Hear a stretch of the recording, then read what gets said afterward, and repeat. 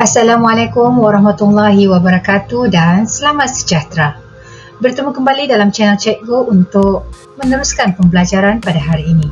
Sebelum itu, apa khabar semua murid-murid? Cikgu doakan agar semua murid-murid berada dalam keadaan sehat dan ceria. Baiklah, kita akan sambung pembelajaran pada hari ini untuk mata pelajaran Bahasa Melayu tahun 4 bersama dengan Cikgu Asti. Untuk hari ini, kita masih lagi sambung tema yang ke-6 dan unit yang ke-16. Tajuk kita pada hari ini ialah Boleh saya bantu Ibu? Nampak unik kan? Kamu boleh rujuk buku teks pada halaman 113. Pastikan kamu kekal bersama dengan cikgu sehingga ke akhir pembelajaran. Mari kita teruskan.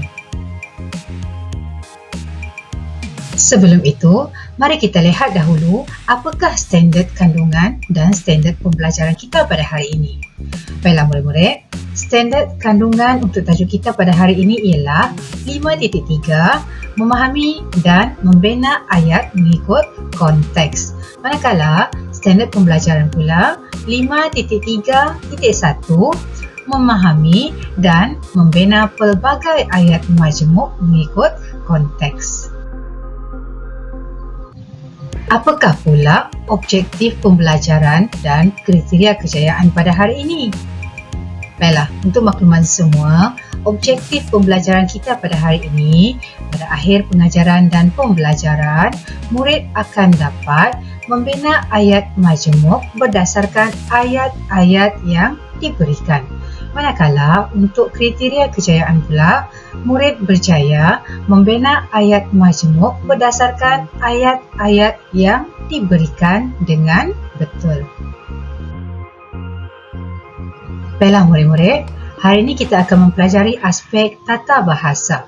Kalau kamu masih ingat tadi, cikgu ada menyatakan dalam objektif pembelajaran kita pada hari ini, murid-murid akan dapat membina ayat majmuk daripada ayat-ayat yang diberikan. Adakah kamu masih ingat lagi apakah maksud ayat majmuk? Baiklah, di sini cikgu akan terangkan semula. Kita lihat kunci cilik yang ada di dalam buku teks kamu. Ayat majmuk merupakan ayat yang terdiri daripada beberapa ayat tunggal. Contoh yang diberikan di sini ialah ayat yang pertama, Zara mengemas rumah.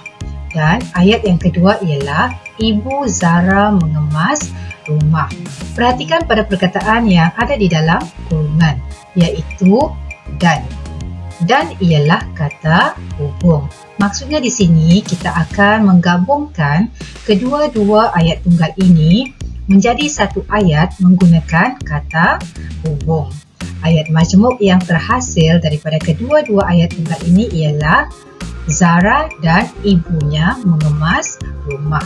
Boleh faham murid-murid? Nanti kita akan lihat lagi contoh-contoh lain pada paparan yang seterusnya. Baiklah murid-murid, kita akan mulakan dengan aktiviti yang pertama terlebih dahulu, iaitu membaca dan memahami maklumat.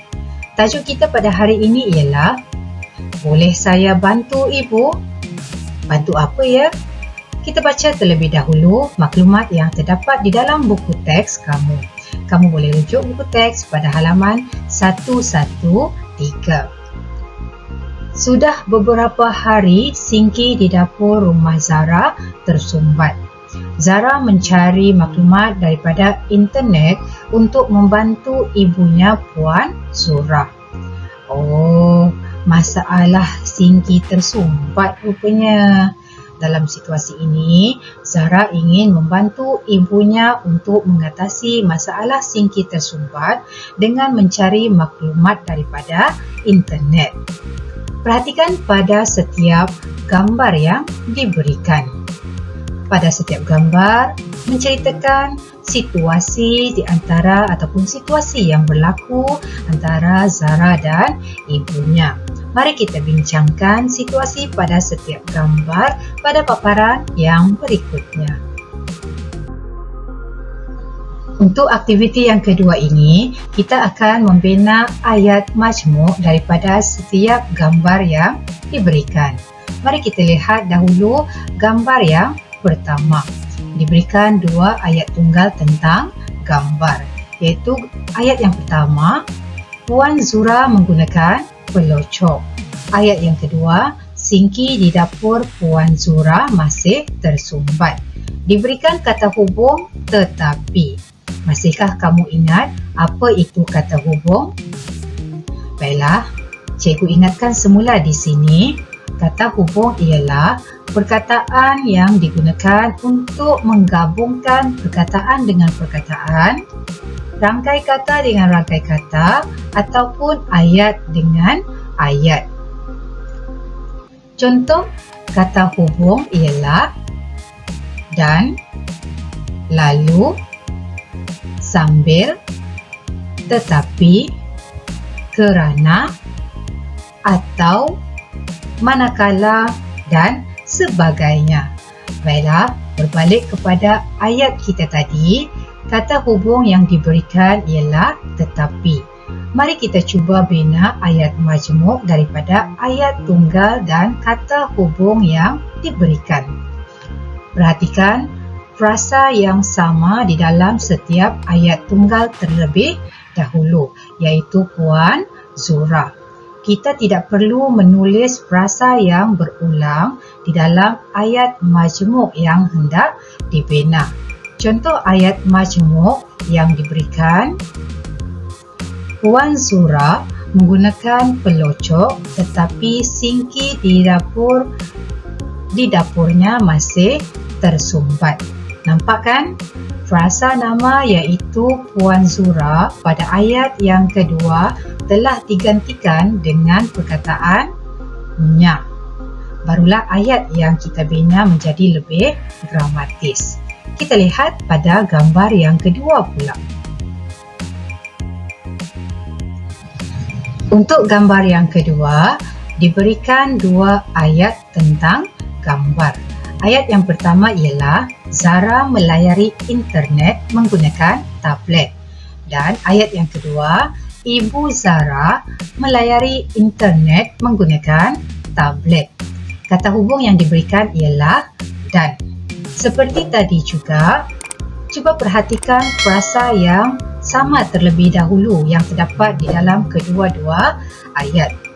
Yang pertama ialah perkataan ataupun frasa nama Zara, dan frasa yang kedua ialah melayari internet menggunakan tablet. Oleh itu, kita hanya perlu tulis sekali sahaja dalam ayat majmuk yang hendak dibina.